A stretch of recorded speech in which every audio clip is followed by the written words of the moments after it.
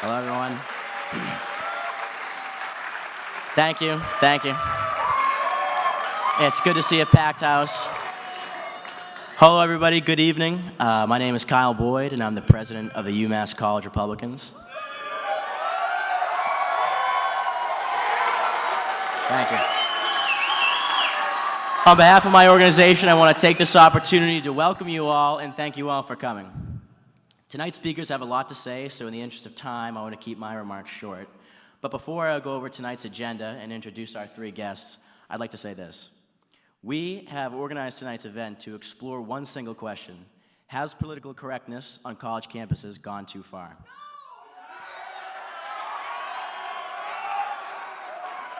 As a group, the UMass College Republicans have always stood in support of the free exchange of ideas and viewpoints. As you watch tonight's panel, you may not agree with everything that is said, but we urge you to stand in support of free speech as well, by carefully considering the arguments made tonight and by refraining from causing interruptions.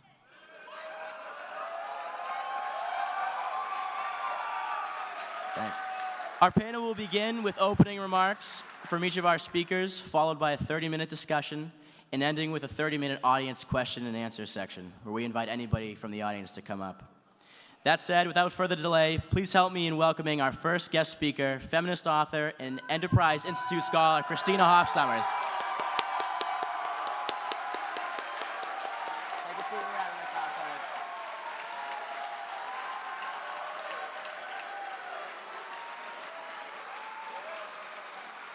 Next, conservative comedian and host of the popular podcast, Louder with Crowder, Steven Crowder.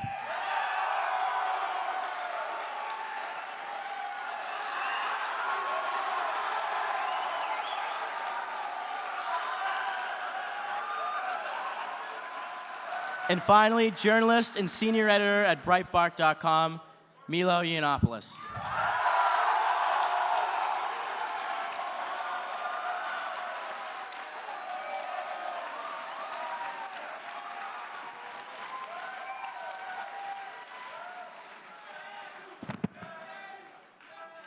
Okay, thank you all three for coming. At this point, we're gonna invite the speakers to the top of the stage to have some opening remarks.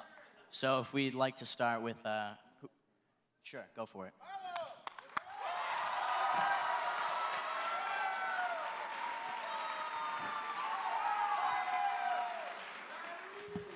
Hello, everybody.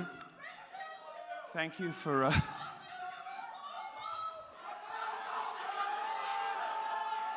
That's very strange. Please, thank you for your enthusiasm. Thank you for your enthusiasm. If we could get on with the show. Thank you. Given how firmly I believe in affirmative action in my bedroom, that's a very strange allegation, madam.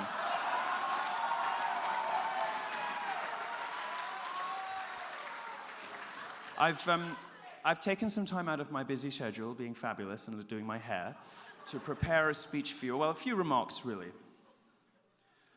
Feminism is cancer. Thank you very much.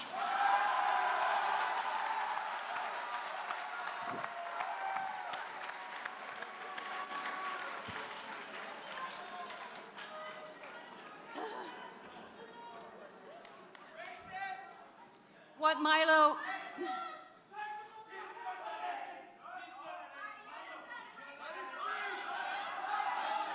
Please, if you would sit down. What Milo meant to say, what I am going to explain, you will be pleased. What Milo meant to say is that feminism, while being a noble and valiant, courageous movement, there are certain schools of thought that are somewhat unwholesome. Right, Milo? No, I meant it was cancer.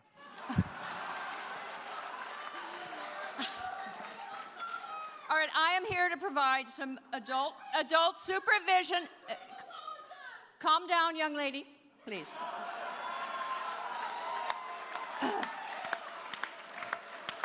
The correct word for contemporary third wave campus feminism is not cancer, but madness.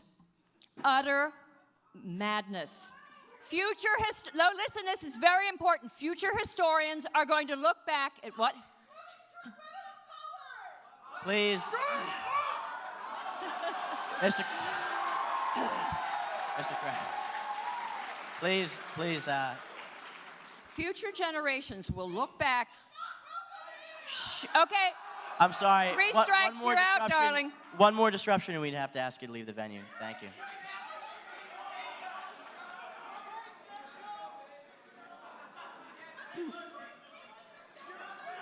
Please keep your comments. Please keep your comments to the Q&A section. Thank you. Okay. I invited her here as a demonstration of utter madness. Thank you.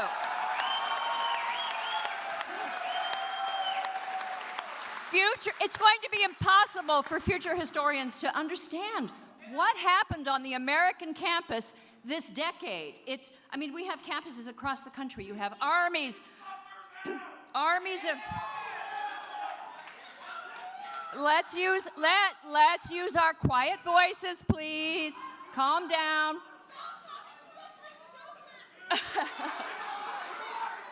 Stop acting like a child, and I will.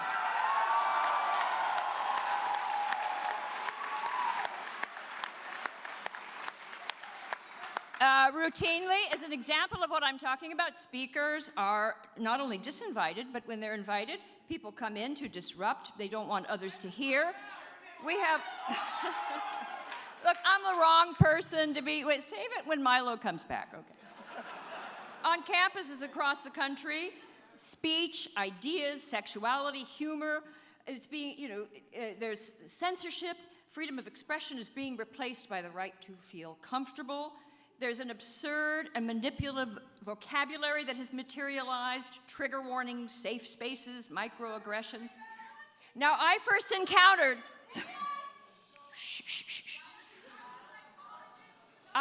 encountered this madness last year when I visited Oberlin and Georgetown University. Now, I'm a philosophy professor. I've been in universities most of my life, and I have never encountered what I'm seeing here tonight, but it was much worse at Oberlin. You're doing well compared to Oberlin and Georgetown.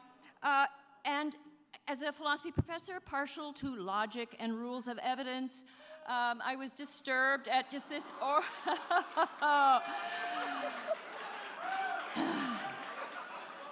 At both schools, and students organized a safe space where they could flee if someone was panicked by my words. And during my talk, 30 women and a therapy dog fled to a safe space. I triggered a dog. I feel bad about that. Now, You're triggering another dog!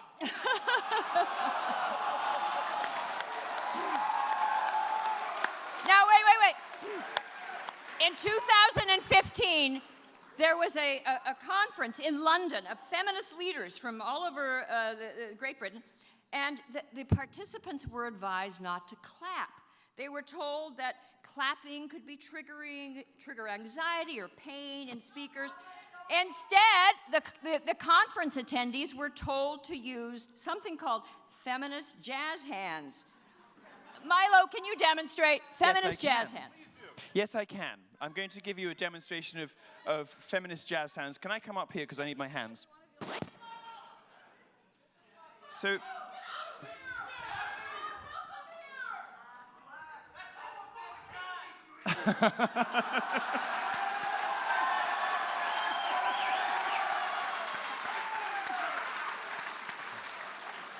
Madam, we're going to get through this show whether you like it or not. So to explain feminist jazz hands, I'll give you a few different variants because even the standard jazz hands can be triggering for some. Now, if you want to add a little pizzazz to your jazz hands, you can upgrade them to pizzazz hands, which is a way that some feminists express their displeasure. There are, of course, for the lesbians in the audience, scissor fingers. And if you feel particularly excited on any given occasion, you can use sizzle fingers, which I like to do something like this, which is the tearing away of the old patriarchal superstructure and the replacement of it with Whatever the fuck you guys believe in. Very good. But what is most amazing, well, actually, the jazz hands at the London conference, those were sort of cool, and as Milo shows, but what is not cool are efforts to censor, to silence. And what really amazes me is that in their war against intolerance, these campus activists, they've taken on the extremes of intolerance. They demonize, they otherize, they attempt to censor. I demonstrate it here. And they're not even nice. They're not even nice to each other. And they do. What you're doing is hateful. What you're doing right, it's not civil. Please, if everybody could quiet down. These are our guests. We'd like to allow them to speak.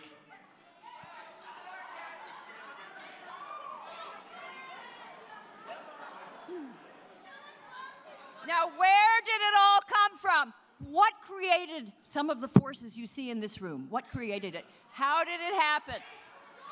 It all goes back, I will tell you, at least the feminist dimension goes back to the early 1990s when the seeds of today's intolerant, censoring, victim-focused activism, when they were planted.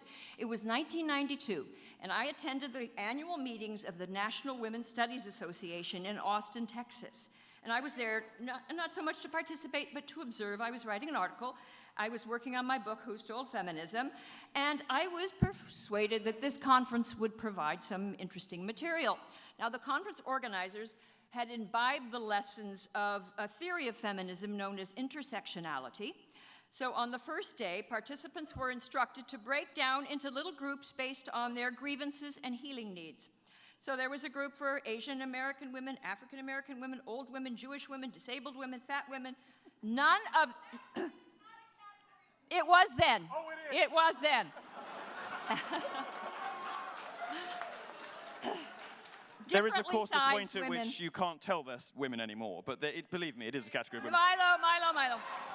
Well, wait, let me tell my story. None of these groups proved stable. They all started to bicker. Members of the overweight group bickered because there was a straight and a gay faction. Members of the black lesbian group could not get along. Some of them had white partners. They were called out for their privilege. And they formed a separate group.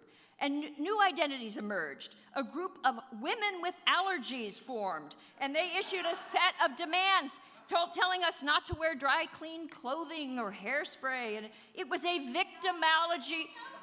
It was a victimology spinning out of control. It was a victimology devouring itself.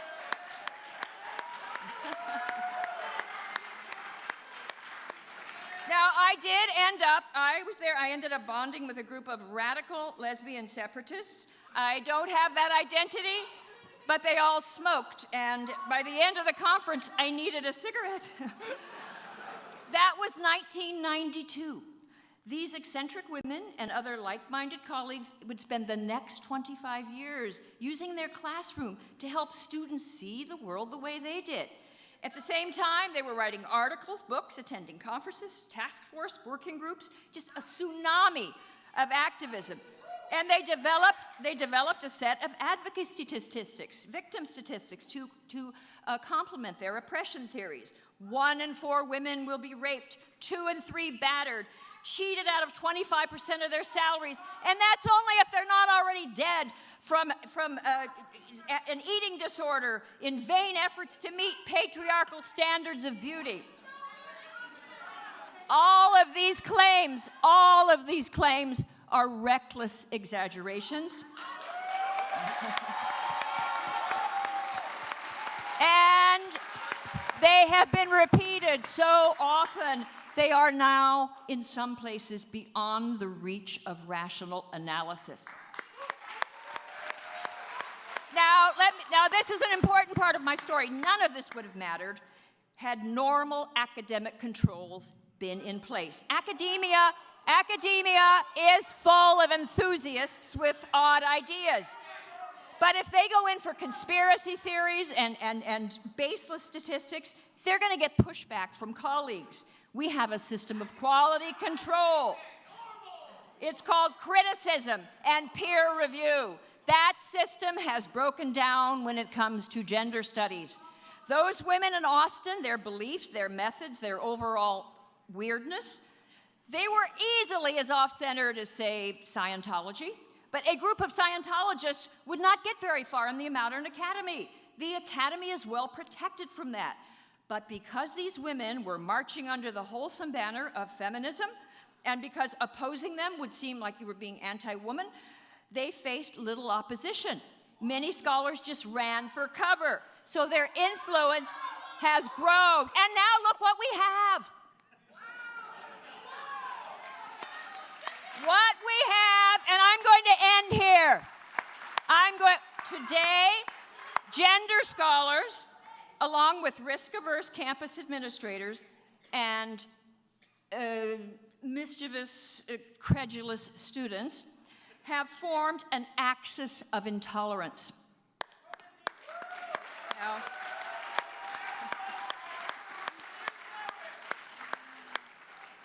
so,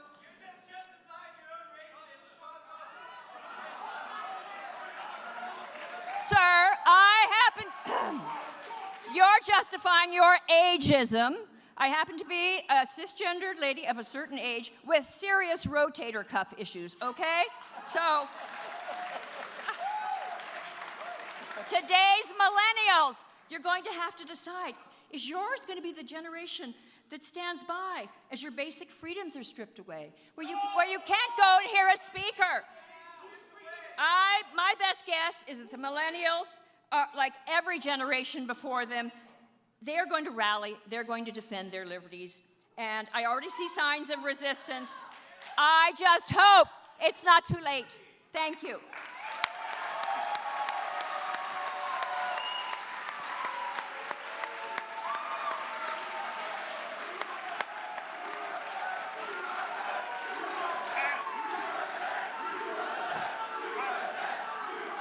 Please.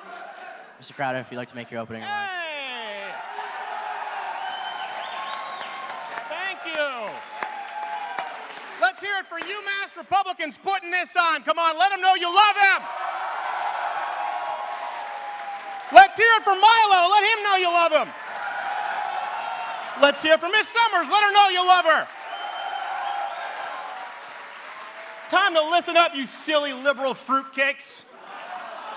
I came out here, I wanted to tell some jokes. Let's do some reality checks here. Do you have any idea, sir, how pathetic it must be to be you? These people wanted to come out and have a good time, hear a few jokes, some thoughtful discussion, but your head pops off the pillow in the morning with, oh, how can I be a professional victim today? Let me go in and screw with their act just because, oh my God, your parents didn't tell you that your opinion wasn't worth that much. Look, they're confused. You know why? Because I'm not your gender studies professor who has to cater to your trigger warning, microaggression, safe space bullshit. I didn't want to do this. I wanted to come out and tell a few jokes. You created this monster. We have to go. 10 more minutes of this. Let this reverberate. Let it be a life lesson. This monster right here that you're so afraid of, the face you see in your nightmares, was created by social justice warrior assholes like you. And now you have this wonderful faggot. That's what happens. We okay? We good? Yeah, we can. Yeah. Darling, you can call me what you like. Oh, okay, there we go. Crying out loud, listen. Nobody here wants to hear your opinion that much. And here's what's so crazy. You couldn't wait 5 minutes. Unlike leftists, we have an open panel and a Q&A session because we want an open idea. Oh, I'm a racist. There you go. That's a new one. Where'd you learn that one in Social Human Studies 101? Right next to the giant, I don't know, wild boar I couldn't see who said, there's no such thing as fat chicks. Guess what? If you think there aren't, you are one, okay? Did he just make a fat joke? Yeah, I did. And no, it's okay, because I got some here, so screw you. I have a faggot pass and a fat pass today. We wanted to come out here and tell a few jokes. We wanted to have a thoughtful discussion. We want an open conversation of ideas. You guys can't be grown adults enough to literally wait 10 minutes to the point where we open the floor. And unlike leftists, guess what? We don't try and ban you when your speakers come to school. We don't show up and protest and call them, oh, shut up, you just got owned and now you're trying to come back 5 minutes later. It's like George... The jerk store called, they're running out of you, George Costanza, you androgynous little amoeba. And by the way, these opinions you're yelling out, they're not even your opinions. They're your opinions from your gender studies professor, and the really reason you picked it was because you thought it was your best chance at getting laid. You just decided to walk on in to try and pick up chicks at the San Francisco retread pot-smoking drum circle, only to realize that your very glance in the direction of a woman causes a barren womb.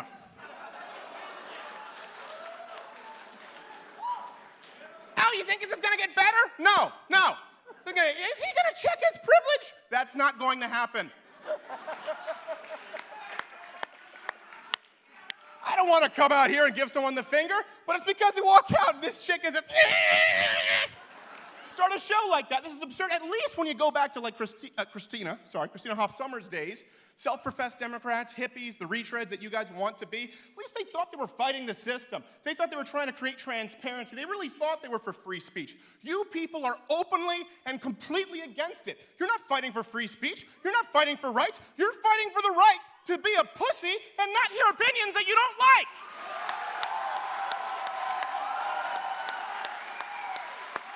All right, I'm done. Oh. If you only take one piece of advice from this, okay? Please, sincerely, don't be an asshole your whole life. All right. At this point, we'd like to move into the discussion portion. So as we stated earlier, tonight's topic is political correctness, or as many are calling it today, the regressive left. It's a very large topic, but let's just begin here. In each of your own words, how would you define political correctness? Well, political... That's it. I got the microphone, I have more patience, I have more determination, you will lose. He also has more pool boys. I do. Many pool boys. Oh, yeah, so does Bernie Sanders, dumbass. Please, let's refrain from making interruptions and allow our guest to speak. Oh, by the way, sorry, I did forget to mention one thing. For every unscheduled interruption, going back to the beginning of this show, I'm going to give $50 to the Donald Trump campaign. And, sorry, I just forgot to mention it. And $50 to the Yiannopoulos privilege grant. So thank you to the interrupters. The interrupters are helping to send white boys to college, so thanks so much.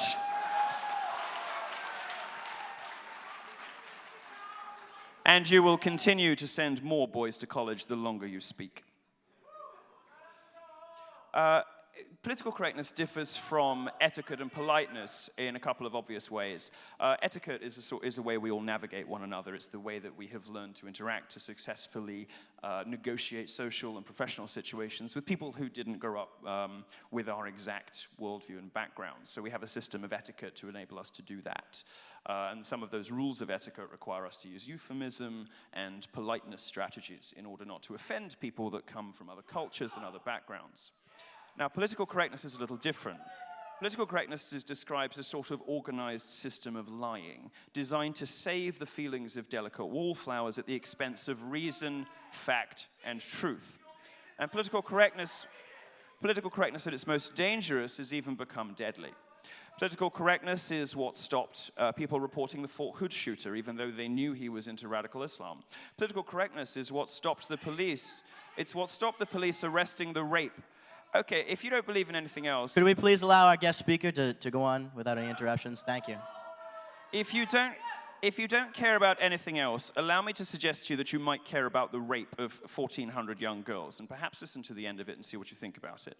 Political correctness was what prevented, or at least retarded, the police and the government from arresting Pakistani rape gangs in Rotherham in the UK. Over the course of 10 years, these familial Muslim rape gangs raped 1,400 young girls. And they weren't stopped, even though the police knew what was going on, because of political correctness, the fear of being seen as racist. So it's a sort of, for me at least, it steps outside beyond the realms of etiquette, beyond the realms of politeness strategies, the way we deal with other people from other cultures, and it becomes a kind of organized, systematic lying designed to save some feelings at the expense of reason, logic, truth, and very often the rights and safety of others, and not the kind of social justice safety, the horse shit safety, the kind of, you know, when students say, Milo Yiannopoulos is a threat to my physical safety, grow the fuck up. What's threatening your physical safety? Are you worried I'm going to drop some pearls and you'll trip over them, you fucking idiots? No. But there is a kind of real sense in which political correctness in its most extreme forms has become dangerous to the rights, freedoms, and physical safety, and even the life of others. That's the difference between political correctness and etiquette. Thank you. Christina Hoff Sommers.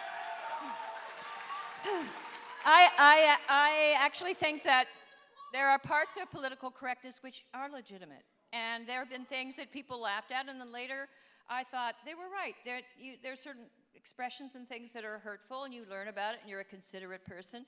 However, only part of political correctness is about etiquette and politeness. Another part of it is simply an effort to impose a political agenda without having to argue. Please refrain from making interruptions. Thank you.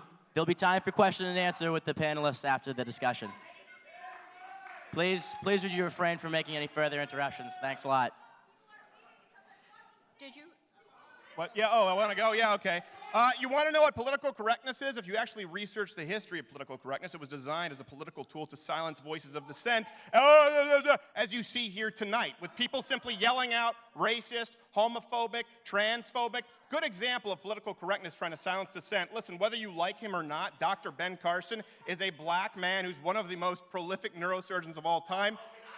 Oh, shut up. Shut up. I feel bad because I thought I was insulting. Please simmer down in the middle. Might be a chick. Excuse me.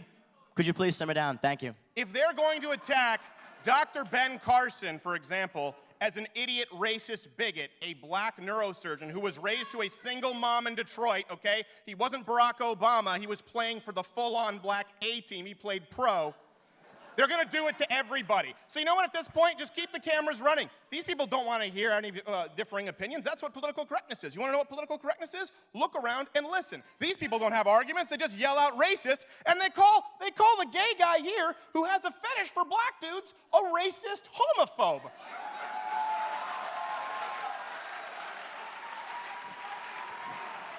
Just moving on here. I gotta tell you. Sorry, I hope I wasn't revealing anything there. I don't know why Black Lives Matter even protests me. I've got more black in me than they do.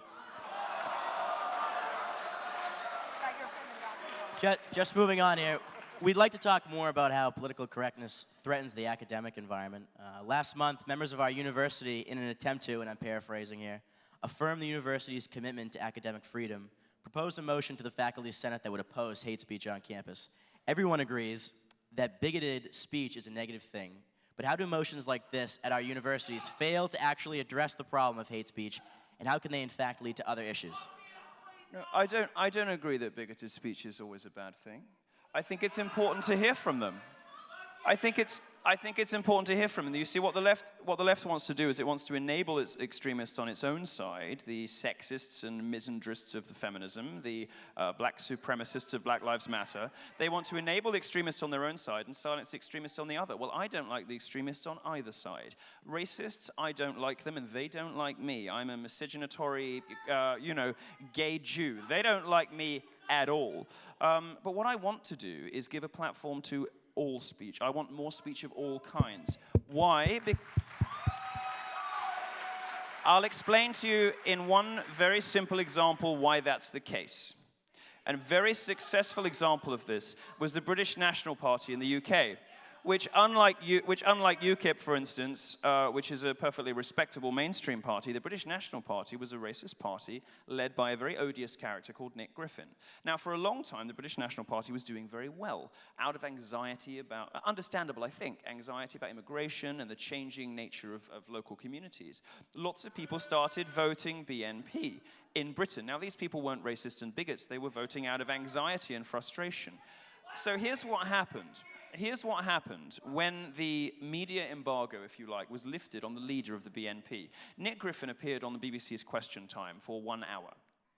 This was at a time in which the BNP was controlling some local councils. They had successfully stood for election and won overall control of some local councils in Britain. Quite an extraordinary and not a particularly proud moment in British history.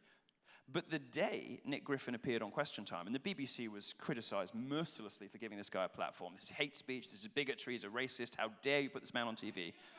The BNP... Oh, that was a clever one.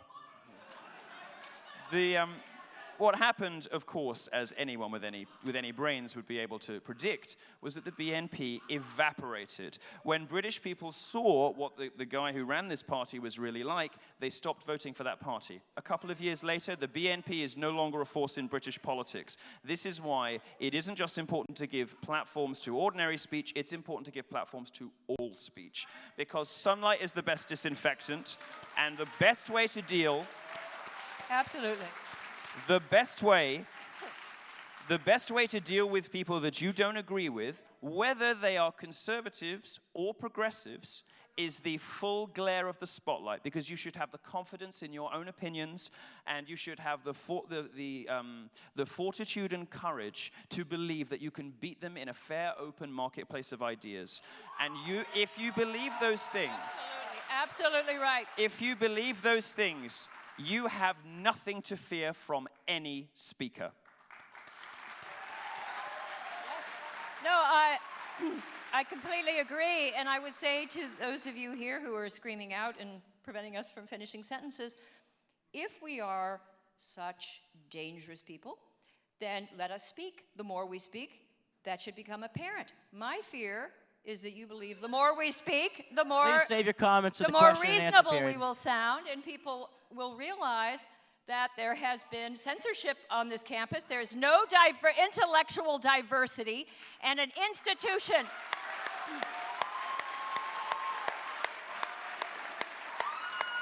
If an institution of higher learning, like this, a great university like this, if it changes its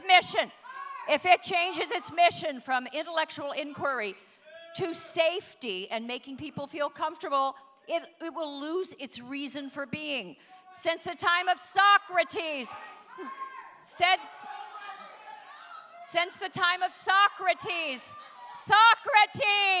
there was debate. And if you are a superior debater, ask a question.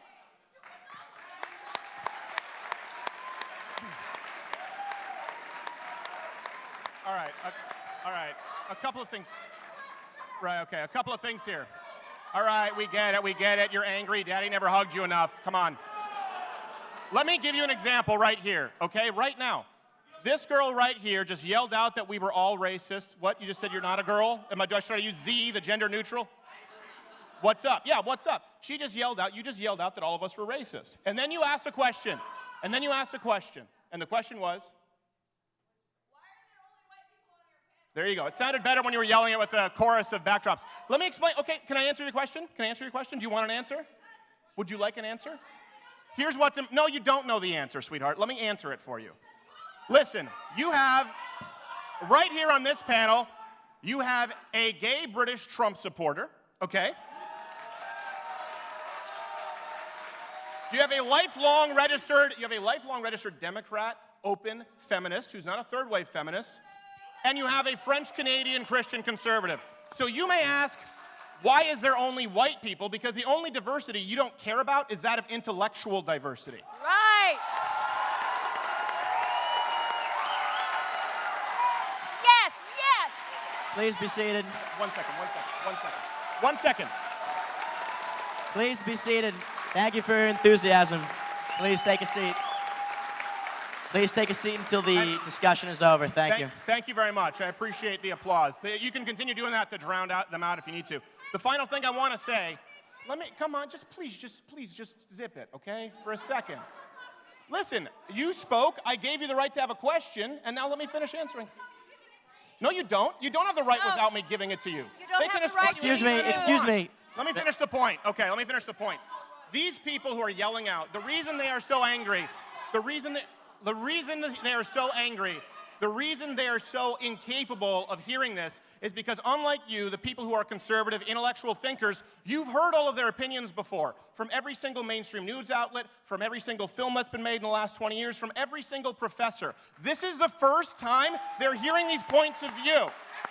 That should be a stark contrast and tell you who's thinking for themselves. I want to come back on something. Let me suggest another reason. Let me suggest another reason why people of color, to use the left's preferred expression, is sometimes a little reluctant to express libertarian or conservative points of view. And I'll tell you something that happened to me at American University a few days ago. Guy lined up for the Q&A, very politely, black guy. He said, I was physically threatened by Black Lives Matter on my way in here. Just for coming to hear you speak. And if you don't believe me, it's on camera. He was... Wait, hold on. Did she just change your mind? What? Did she just change your mind? I think I felt a shift because she yelled shit out. Yes, she interrupted me with a bogus buzzword, I'm convinced. And what he said to me was, what do I say?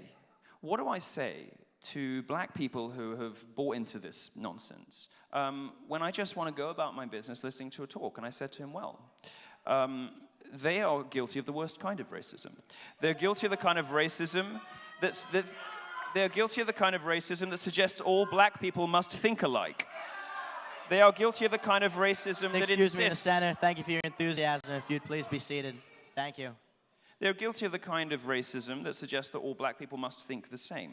They're just in the same way that people who have problems with me being a gay conservative are guilty of a sort of homophobia, a real homophobia, which actually does delegitimize and belittle a particular group and sort of put them in a box. And he said, well, what do I say to these people? And I said, well, look, here's what you say to them. You go out, you calmly and politely, you say, if you believe that the civil rights struggle matters at all, if you believe that the fight to allow black people to have their voices heard, to have an equal footing with whites in this country, if you believe in the restitution and reparations after slavery, if you believe that it is an important goal to hear black voices, hear mine. Because not every black person agrees with Black Lives Matter. Not every gay person believes in the gay lobby. Not every woman is a feminist. And this kind of identitarian politics that we heard from the front that crucifies people who step outside of their racial or sexual groups because they have the wrong ideology is the worst sort of bigotry. And those people...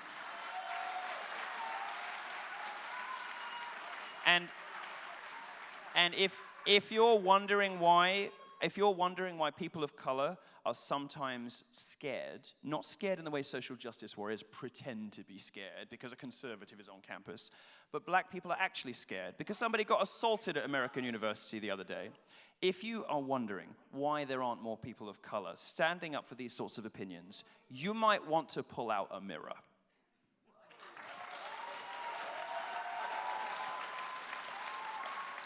Okay, moving on to a different topic. Many students would agree that PC culture can be a barrier to discussing many of these issues that we see in the media today for fear of persecution. But let's be brave tonight and do so. I'd like to start with some of the common feminist myths that we hear so often on television and in the media. Let's talk about the gender pay gap. Ms. Hoff Sommers. Christina, you know that you're an expert there. The gender pay gap. By the way... Hey, you know what? You could learn something from a real lady for once.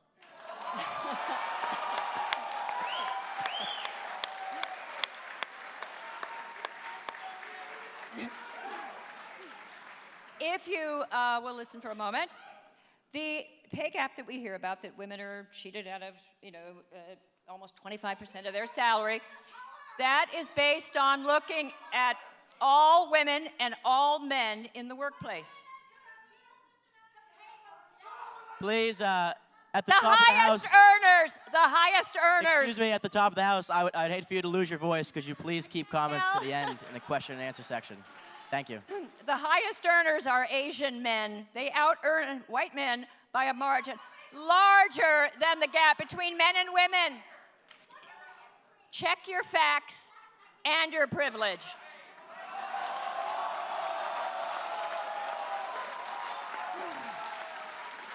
But I do, for those who want to entertain thought and not simply slogans, which is not, in my mind, the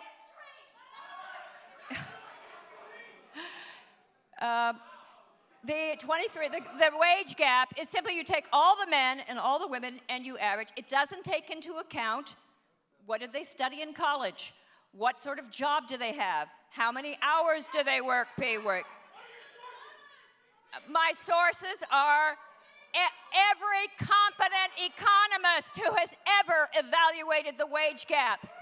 Every one of them. But you, sir, if you really are interested in learning something, I suggest you listen on NPR. 2 weeks ago, they have a show, Freakonomics. They entertained a feminist economist from Harvard University. She was reporting on the latest data, and she said, we can't find a smoking gun. We look at men and women in the workplace, and most of it is explained by... I'm pretty sure they'll still be making more than you. Please, please. No, Quiet no, down. no. Thank you. Thank you for your enthusiasm. Stop that. Please allow our speakers. I don't even Anyway, like just Trump, but one that's last thing. fantastic. One last thing. If it were really true that you could pay a man, a woman 23 cents less than you pay a man, what intelligent employer wouldn't fire all of his male employees and hire only women?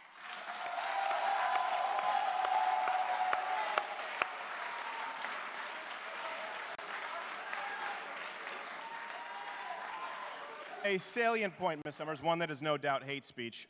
Listen, it's not true. Anybody who believes it's true hasn't done their research. And if all women who came into my office, I employ 5 people, acted like you, I'd probably pay them less too. I mean, this does present an opportunity the more unscrupulous. So many women believe this lie is true. It does make it cheaper to employ them. No, I mean, I'm kidding, obviously. And they should not major in, you should major in economics or petroleum engineering, not feminist dance therapy. I won't say... Although after tonight, therapy might not be a bad investment for these folks. Yeah, there's a few people who could do with some Ambien here. I won't say too much about the wage gap because Christine is the expert on this, but just to make an observation, I'm a third of the way through into a 66 college tour, and I am in a position to make a couple of generalizations and observations. I am stunned by the indecorousness, rudeness, and plain lack of courtesy and respect shown to respected speakers by the left, and I see nothing even remotely comparable on the libertarian side or on the conservative side. The level of rudeness shown to your fellow audience members and to respected professors is so shocking to me. And it is not, look, I go on Twitter and I go on Twitter and I do polls that say, would you rather your child had A, feminism, or B, cancer? Now, in the case of that poll, 22,000 people voted, and they voted in favor of cancer, 55-45. I had people writing to me saying, my mum just died of cancer, and I still voted cancer.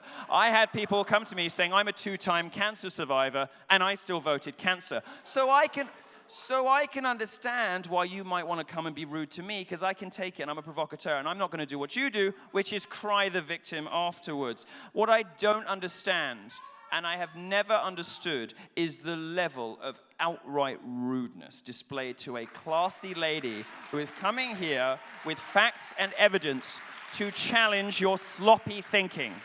I've never understood it, and it speaks so poorly of you. And I just got a word of warning before I pass back. This is the year, just one word of warning for you guys.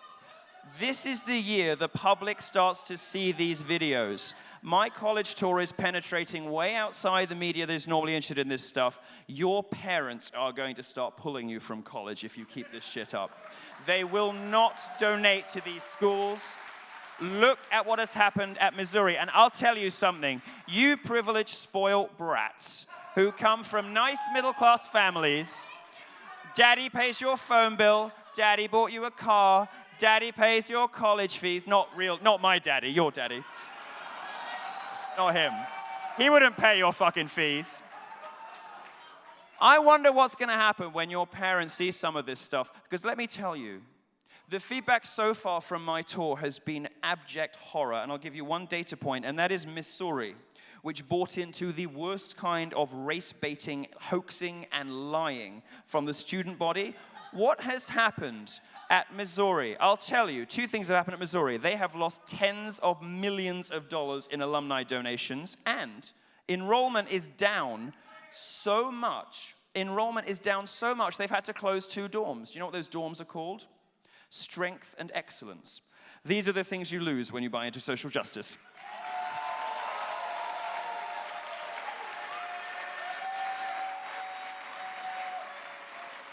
Another common claim made by the radical left is that 1 in 5 women will be sexually assaulted on college campuses.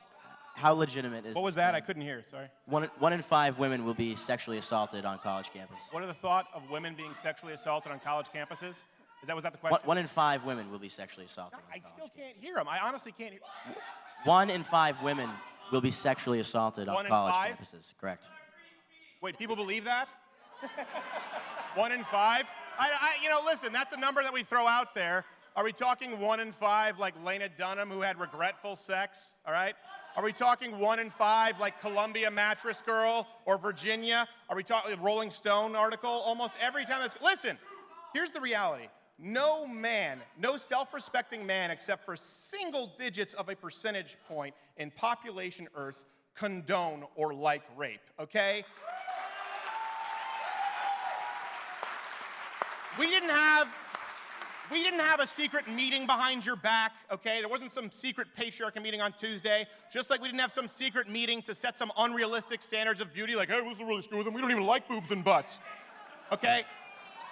So this idea to tar and feather, well, you know what, we want to talk about that. We want to talk about sexual assault, people saying there's rape culture on campus. Obviously, we can point out I'm sure you'll point out the obvious in the Middle East and the real rape culture with Islam and any Islamic country. Good luck finding your 4 witnesses in a Sharia court. But you know what? You want to talk about the deck stacked against you? That's not an actual statistic. Boys don't do well in grade school through high school until they finally have the opportunity to study for the SATs, in which case they blow women out of the water. Why? Because we have developed an educational system in this country that caters to women. Boys don't learn by sitting and watching a chalkboard and hearing things verbally. They learn hands-on. We've rigged the deck against young boys, and they're more confused and angry than ever. And people coming out and implying that all of these boys are somehow racist or sexist or perpetuating rape culture, you are going to screw up men for generations to come. And this androgynous, spineless amoeba here who wants to get with the social justice warrior drum circle, listen, I'm not talking about some false sense of machismo. Why don't we start off by talking about families, by talking about getting married and staying with your wife, by talking about how to raise your kids properly. Let's teach young boys to be men, but oh no, we can't do that. That'd be a moral judgment. You want to fix whatever the actual rape statistic is, and it's not 1 in 5, you need to start getting judgmental and teach young boys how to become men, but you don't want to do that because it's judgmental. Ms. Hoff Sommers, would you like to comment?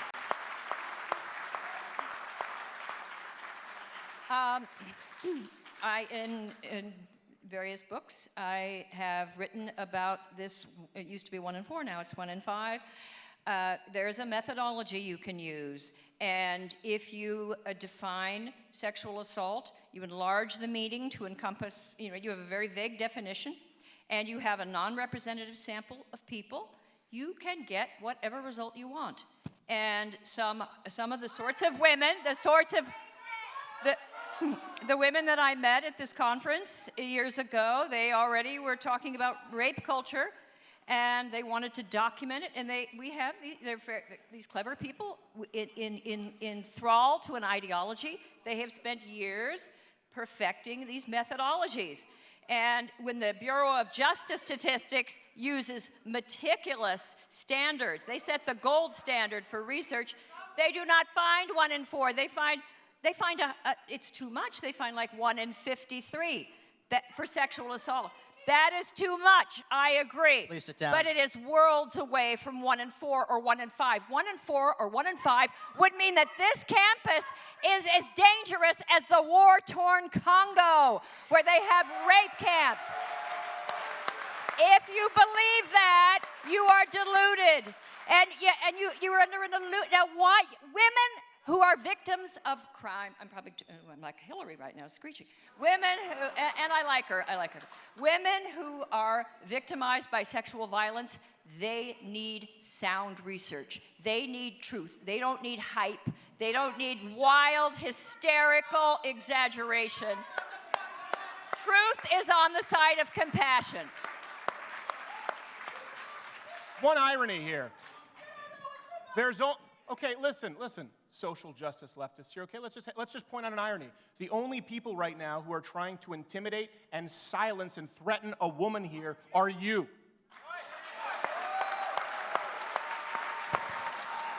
Well, moving on. I mean, certainly there are legitimate cases of sexual assault perpetrated on college campuses, and these must be taken seriously.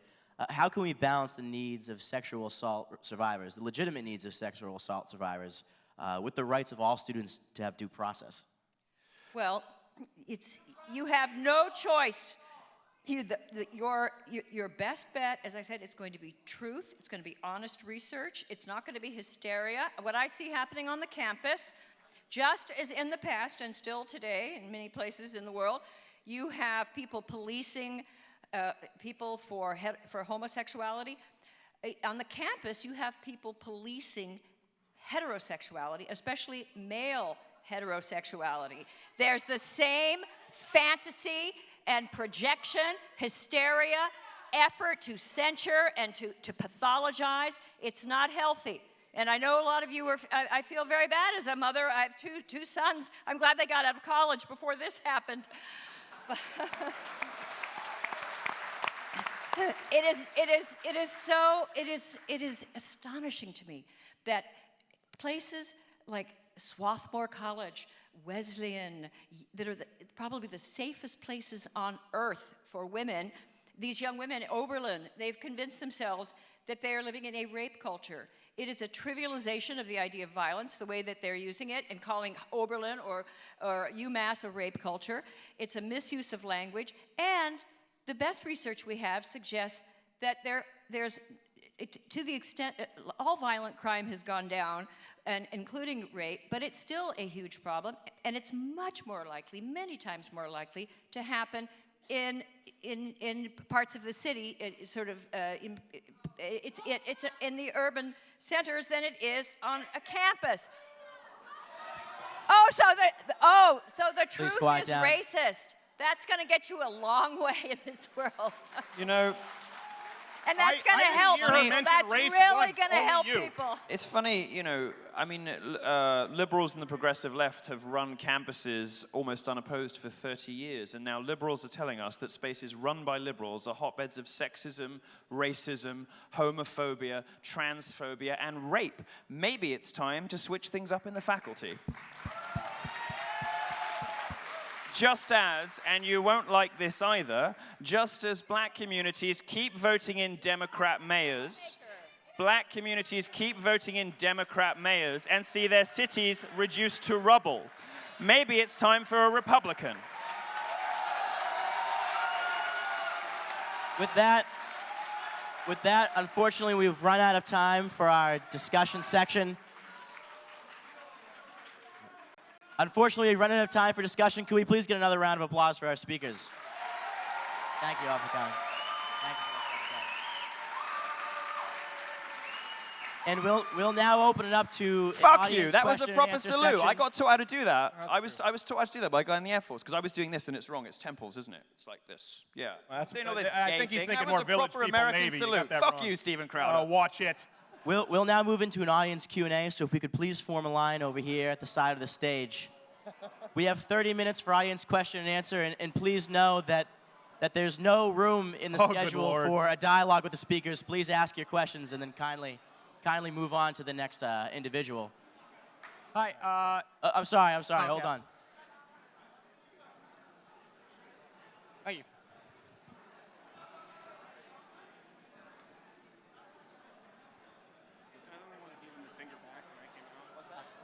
Yeah. Okay. Am I the only one yelling? If you're ready, panelists, if you're ready, we'll take the first question. Panelists, if you're ready, we'll take the first question here. So I know this question might run foul of common courtesies, but you bring up the wage gap. I wonder, how much were each of you paid to be here, if at all? Why do you well, care? obviously, I'm independently hugely wealthy. I make more in a year than you will make probably in your lifetime, which is the market rewarding me for being talented, hardworking, charming, witty, successful, popular, and fabulous. If you want to know how much my tax return says, nice try. Why is someone who likely has never paid federal income tax asking me about what I make to come out here? By the way, you're welcome. It's none of your business. Just like it's none of your business what Milo does in his bedroom or what I pay with my taxes. I'm happy to tell you, but you might not want to hear Just a perfect it. example. This guy feels entitled to know what our pay stub is for tonight. What is that? Is this 2016? Get out of here. Next question. I hope these guys weren't paid 23% more than me. I'll make a fuss. Actually, I insisted on it. I refused to appear unless you were paid 77 cents on the dollar. I don't think Next you knew that. question. Hi, so I'm bracing for booze here, but I'm a Democrat. I am the outgoing president of the UMass Democrats and nationally involved with the College Democrats of America. So I was just interested in what, I believe what Stephen mentioned, that Dr. Hoff Sommers, you're a lifelong Democrat. So my question is, as someone who strongly opposes a lot of the audience objections here tonight and finds agreement with you on many points, do you feel as though the Democratic Party and what we're talking about here, a lot of it is compatible? Thank you for being civil, by the way. It's a sad turn of events when you have to, thank a liberal for being polite, but that's the world we live in. I'll give you a very real liberals are polite. well. You're all right. I think the I'll give you a question very was quick answer, which is the left. In my experience, the left historically is very bad at ejecting its own worst actors.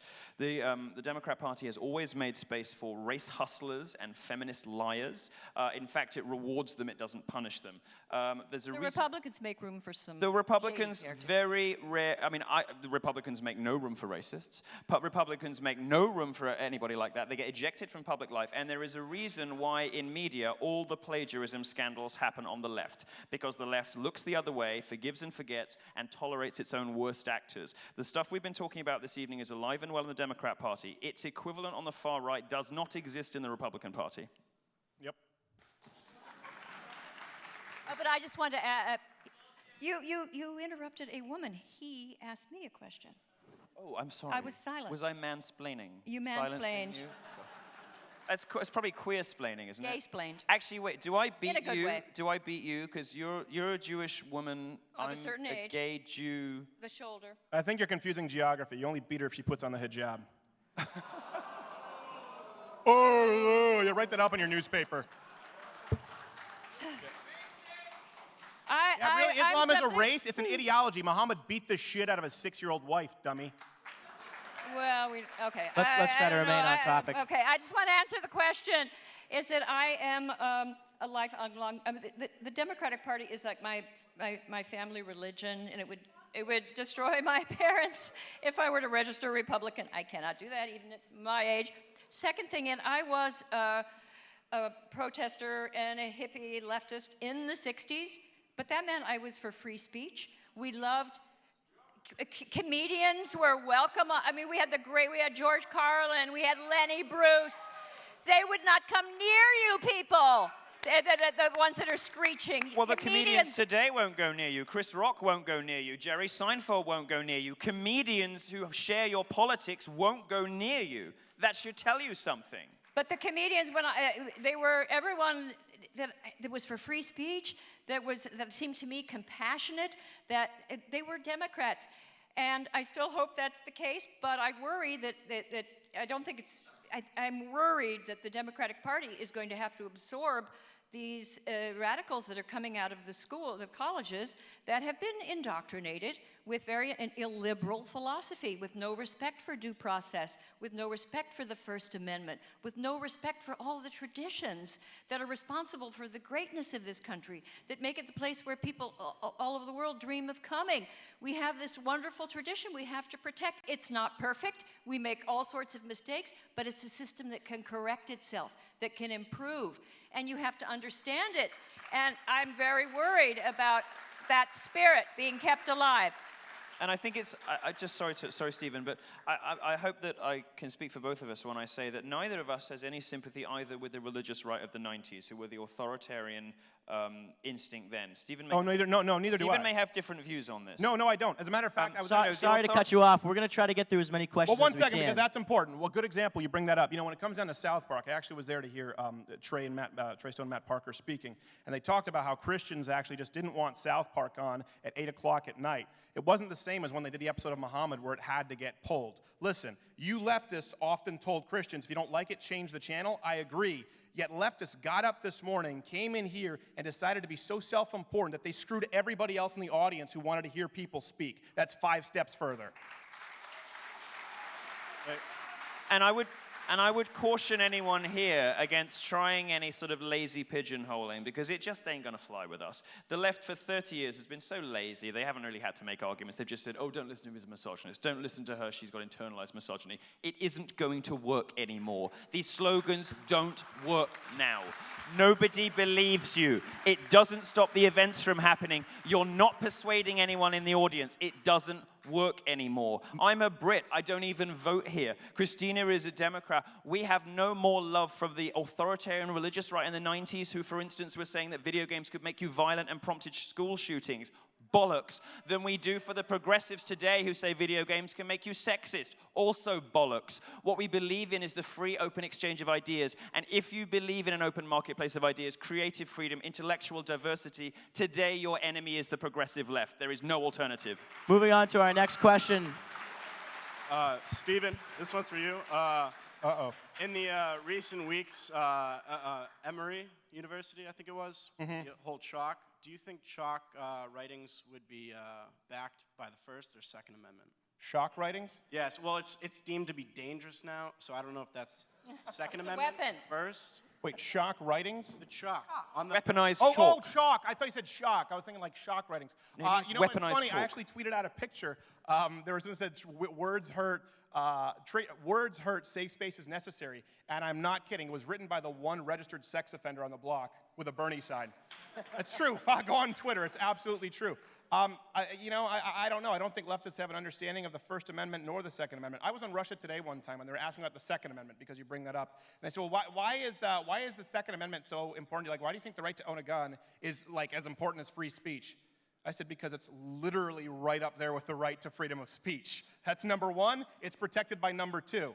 As far as the chalk writing, I don't know. It's silly. And if you're a grown adult who gets offended by someone putting something in chalk, you probably have no business being in the workforce or college. Okay, moving on to our next question, if you'd like to step up here.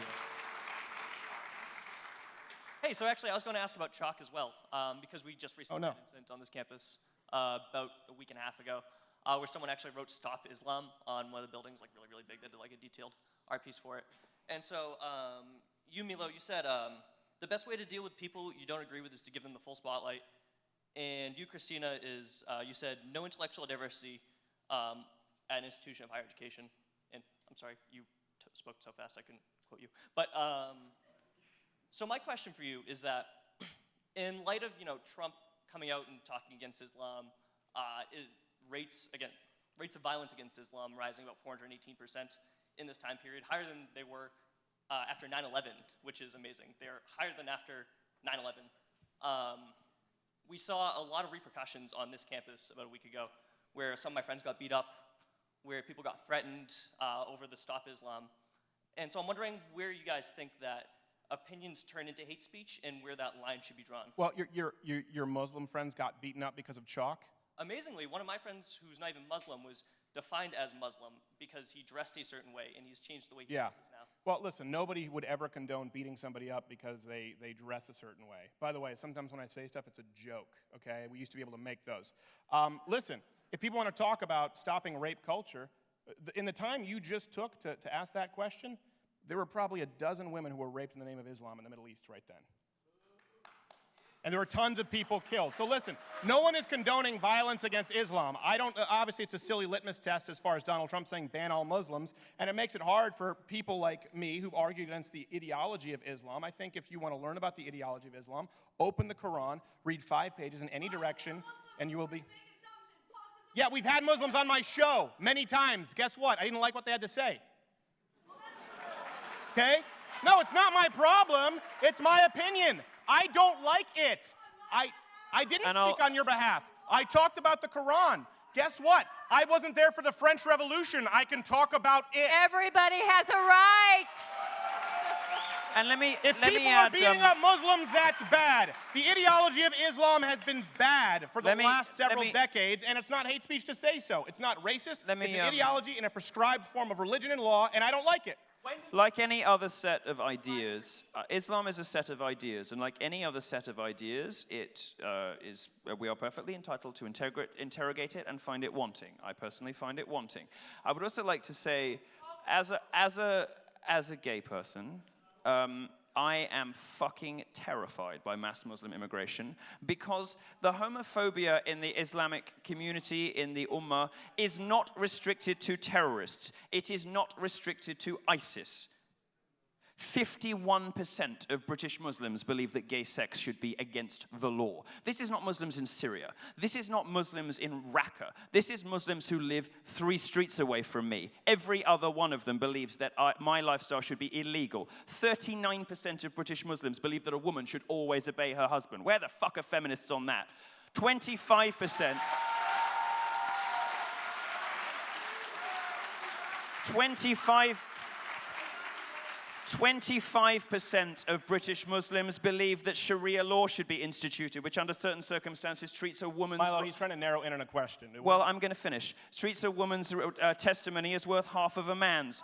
The Queers for Palestine, possibly the stupidest people to walk the face of the earth, overlook the statistic that 97% of Palestinians believe that homosexuality is an unacceptable lifestyle choice. I'm not scared by terrorists, I'm scared by Islam. Moving on to our next question here. When does free speech become hate speech is the basic question, right? Yeah, that's a silly question. Hate speech is a figment of your imagination. If someone says something you don't like, you don't get to label it hate speech. That's it.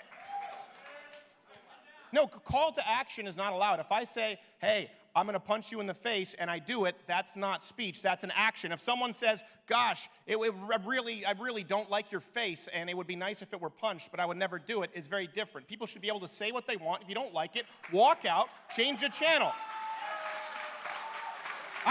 We don't believe in hate speech. We answered your question. Leave.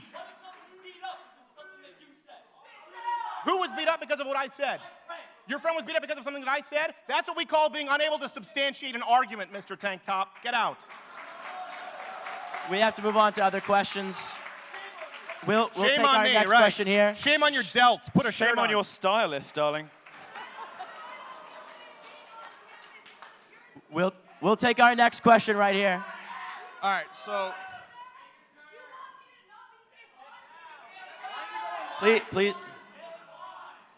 Please refrain from interruptions. Get in line. They will answer your question.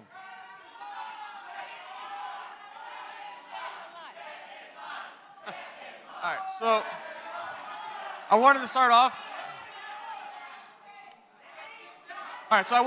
saying thank you for coming here and dealing with garbage like this and just like keep on stopping. All right, anyway. All right, so my question is, there's clearly a little bit part of the gender gap is because of the choices of the majors that people will go into. And I was wondering if you could choose one major to really tell people to steer away from so they can stop making this really ridiculous stat. which one would you suggest to get rid of at a university? Gender studies should be abolished in all publicly funded universities. Students who go to study gender studies, particularly at federal funded universities, come out dumber than when they went in. They come out believing lies. They come out with their critical faculties impaired, not improved. They come out more fragile than they arrived. They come out less able to have stable relationships with people, less able to cope in the world of work, less able to be functional, well-rounded human beings. Gender studies departments are damaging young people. They should be shut down. Well, okay, yeah. I would just suggest that some of you will think that we're overstating our position, and I suggest you watch a weekly video blog that I have called The Factual Feminist. And each week I try to, using the best sources I can, to tell the truth on gender issues, to correct myths, to correct hyperbole, and to suggest that this particular philosophy is not only, not only in terms of the wage gap, not only does it misunderstand the wage gap, the typical teachings of gender study, and not only are you likely never to close the gap if you study something like that, but it's also, as Milo said, I see this very bitter, divisive, paranoid philosophy. It's ideology pretending to be scholarship.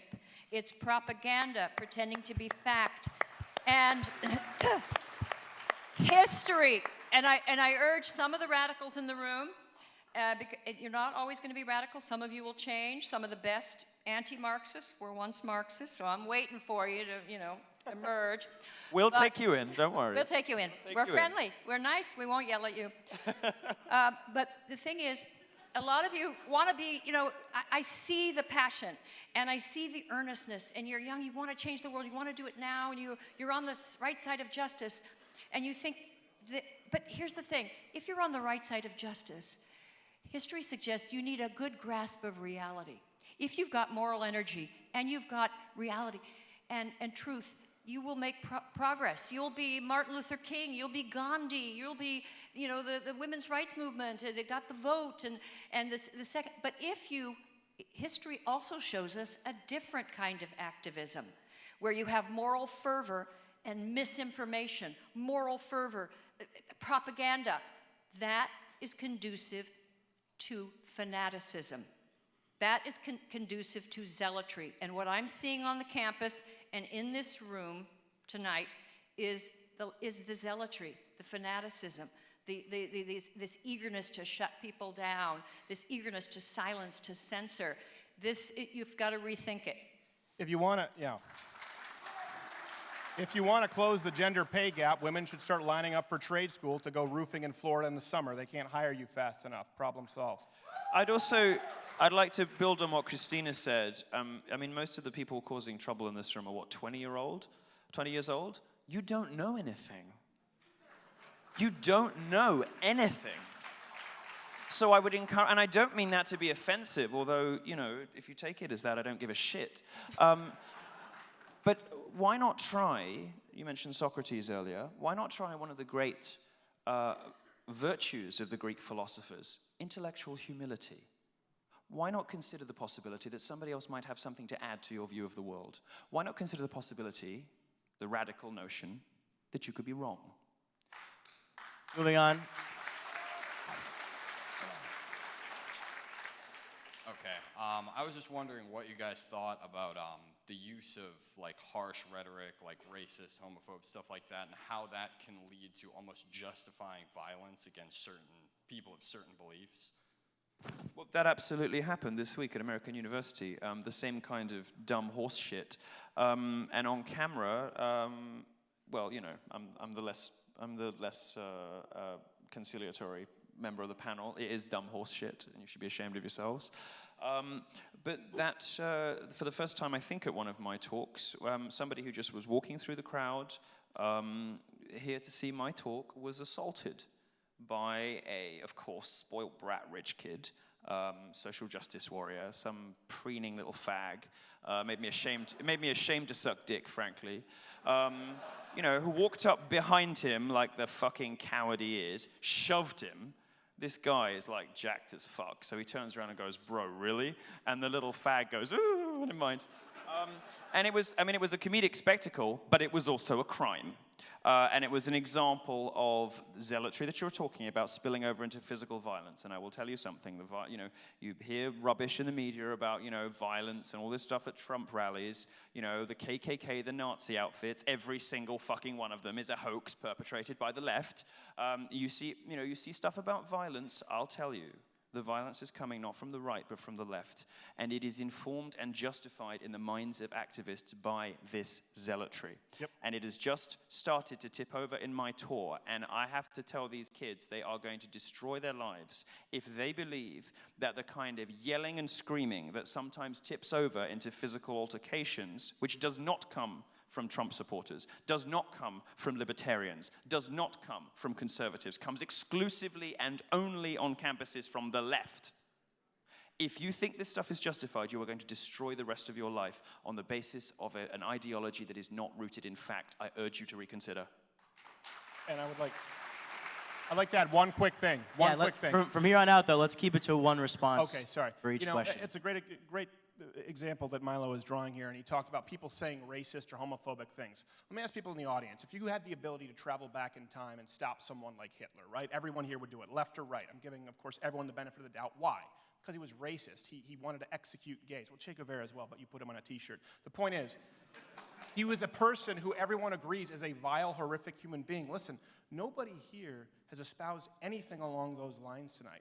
Not even close. But I tell you what, you want to talk about violence? If you call someone racist, sexist, homophobic, transphobic, call them a hate monger, and you make them out to be subhuman, it's okay to treat conservatives inhumanely. And that's your problem right there. You want to talk about who's treating who violently? When you paint someone as bad as Hitler fascist, well, guess what? You have what happened at Milo's tour. So maybe take a look in the mirror.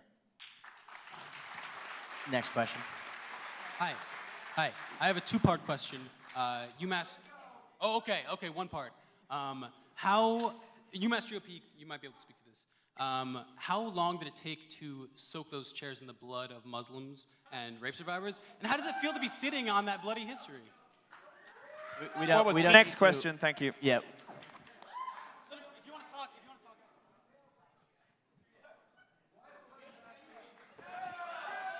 Q&A is not an opportunity for grandstanding. It's an opportunity for you to ask questions about what you've heard. I think the questioner's a little confused. Next question. Next question.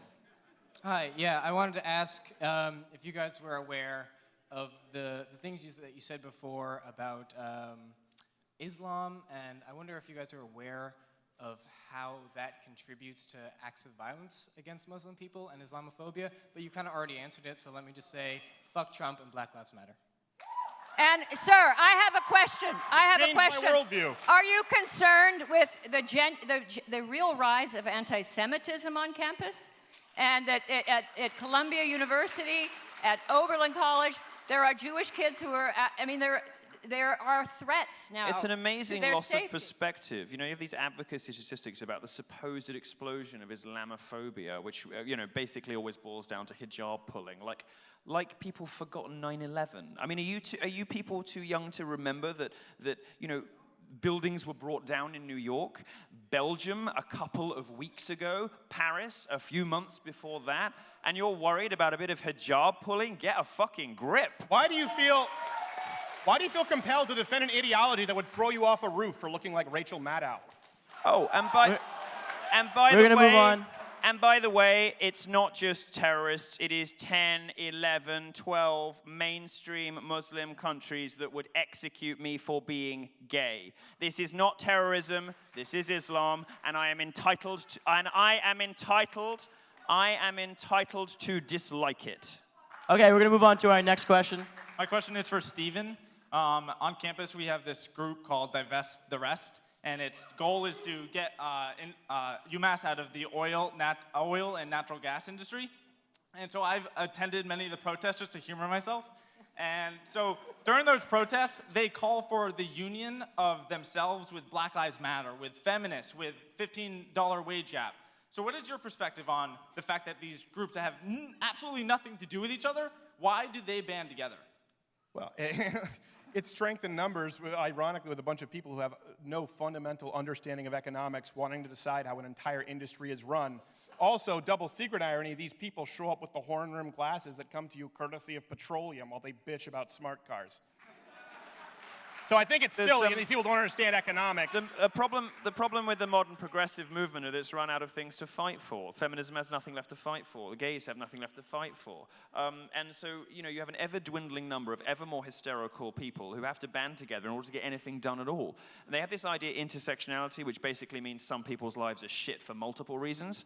And an attempt to kind of band together the problems of a bunch of different disparate groups that have nothing to do with one another. It is the sign of a movement in its death throes, shrieking out in pain and desperately looking for friends to We're going to move on remain to relevant. the next question. Thank you very much for being here tonight. Yeah, that's horseshit. I'm a student originally from Spain, but I study for my degree in Manchester in the UK, and in my experience, these movements are political correctness gone mad, safe spaces are quite unique to the Anglosphere. So I was hoping if you could shed some light on why that may be. Is this not a correct perception? But I've found them to not exist outside. To who? Milo, please. Since he's a In Brit. the Anglosphere, you said. Yeah. The Anglosphere. Yes. Let me take this one briefly. Mainly, I mean, it's obviously very, very big on American campuses. But I've also seen it in the UK, but I haven't really seen it outside that. So I was scheduled to debate at Manchester, and both me and my interlocutor were both banned from the college campus. Well, fine, but my feminist opponent in the debate, the title of the debate was, "Does Feminism Have a Problem with Free Speech?" There is debating Julie Bindel, a lesbian feminist. I mean, she's your typical butch dyke with the cardigan Smoker. and the mothball. No, she's always got joint holes in a cardigan. If we can move on, we're going to try to get as many questions in. All right. Stinking of cat piss. I'm going to keep going.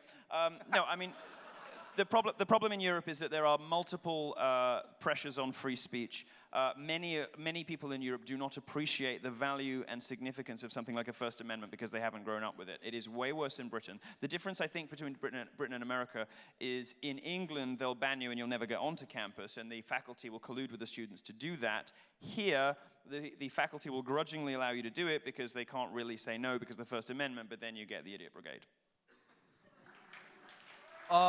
So this is, I guess, directed more at Mr. Yiannopoulos and Mr. Crowder, and this is pertaining to the BDS movement and the radical left. And would you agree that across the European continent, and to a degree in America, the radical left, such as, for example, the Green Party in Sweden, or for Labour in the UK with Jeremy Corbyn, have entered some sort of an alliance with radical Islamists due to mutual animosity towards Israel, the Jewish people's right to self-determination, and more broadly the idea of the nation state? Yes, and the West in general. Western capitalist free democracy. They don't like it. Feminists don't like it, and neither do Islamists. And they want a world that looks quite similar. They want women to cover up. They want all sorts of things that look very similar. Radical feminism of today and Islamism don't look that different. They all hate the West.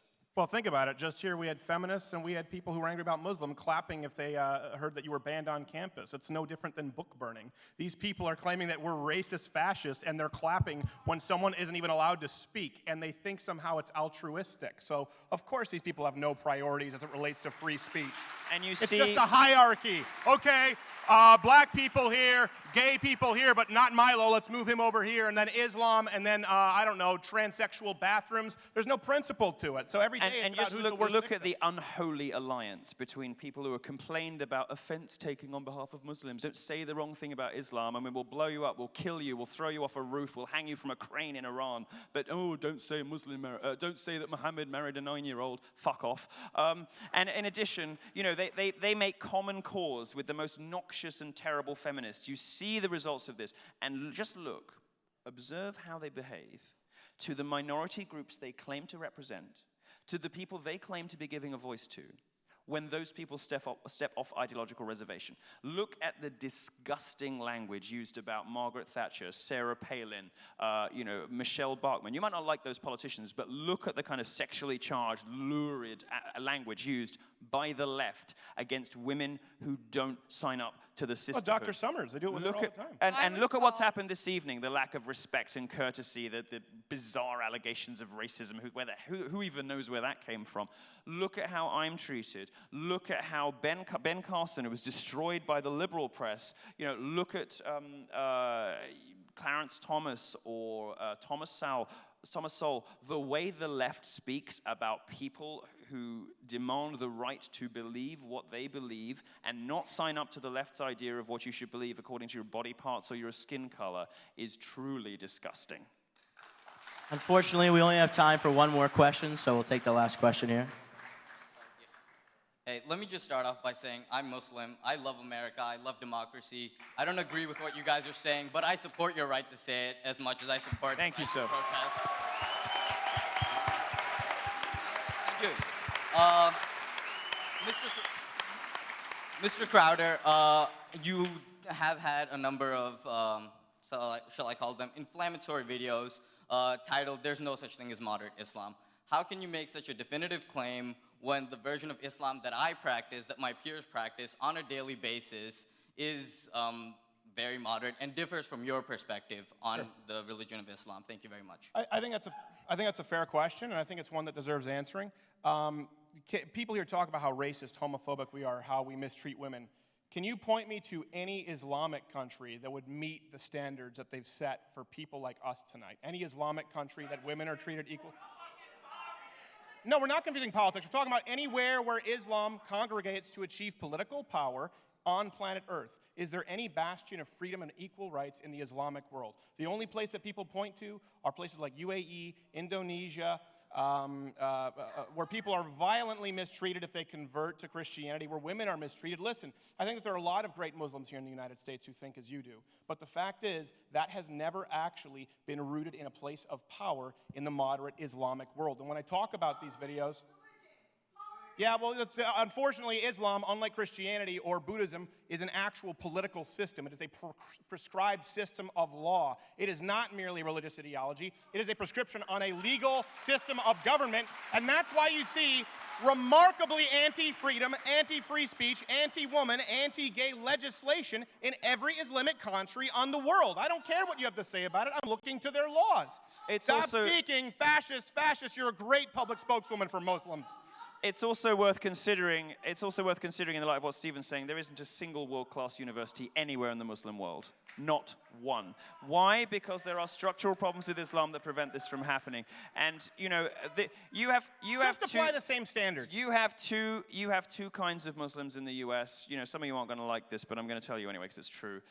You have two kinds of Muslims in the US. You have nice, assimilated, middle-class Muslims who, let's be honest, aren't the most devout believers. They don't necessarily do namaz. So some of them don't pray 5 times a day. They drink, they smoke, they have sex outside, whatever.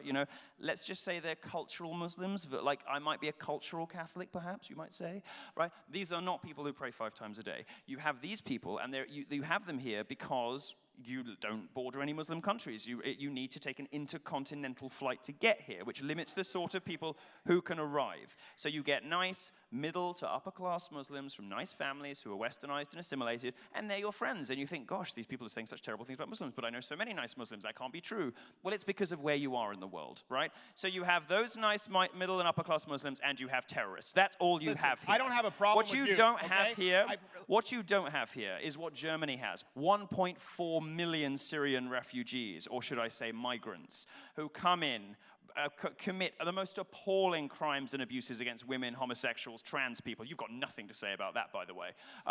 What you don't have is a massive influx of working-class Muslim populations, and it will come, and it is coming, and when it does, you will think very differently about this. One final thing, because I do appreciate taking the question. It'd be 2 phrases. Listen, my problem is not, of course, there are plenty of great Muslims out there. Not every Muslim is a terrorist. It's important for people to note that. Muhammad was. And I have a problem with that. If you look and read about Muhammad's life, he called for the deaths of Christians and Jews. I have a problem with that. And you know what? That's okay. Just like atheists have a problem with Christianity. At this point, we'll conclude our question and answer section. One final round of applause for our speakers. Thank you. That's all we have for you tonight. If you would like to stick around,